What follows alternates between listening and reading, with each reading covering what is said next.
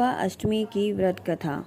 भगवान श्री कृष्ण जी जब छठे वर्ष की आयु में प्रवेश किया तब एक दिन वह माँ यशोदा से बोले, मैया अब हम बड़े हो गए हैं।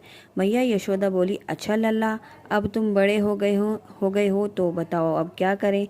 कन्हैया जी ने कहा, अब हम बछड़े नहीं चराने जाएंगे, अब हम गैया चराएंगे।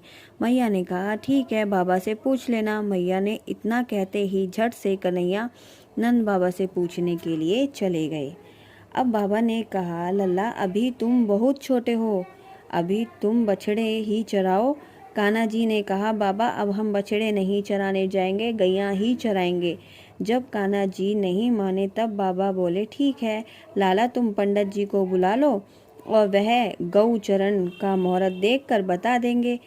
बाबा की बात सुनकर कान्हा जी झट से पंडित जी के पास पहुँचे और बोले, पंडित जी आपको बाबा ने बुलाया है, आप उनको आज का ही मुहूर्त बता देना, मैं आपको बहुत सारा मक्खन दूंगा। पंडित जी नंद बाबा के घर पहुँचे और बार बार पंचांग देखकर गणना करने लगे। तब नंद बाबा ने पूछा, पंडित जी क्या बात है, आप बार बार क्या गिन रहे हैं।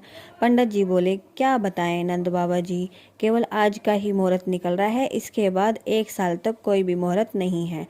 पंडित जी की बात सुनकर नंद बाबा ने कान्हा जी को कहा, तुम गऊ चराने अब से जा सकते हो। भगवान श्री कृष्ण जिस समय कोई कार्य करें वही कार्य शुभ मुहूर्त बन जाता है। उसी दिन से श्री कृष्णा जी ने गऊ चराना आरंभ किया और वह शुभ तिथि थी कार्तिक मास की शुक्ल पक्ष की अष्टमी।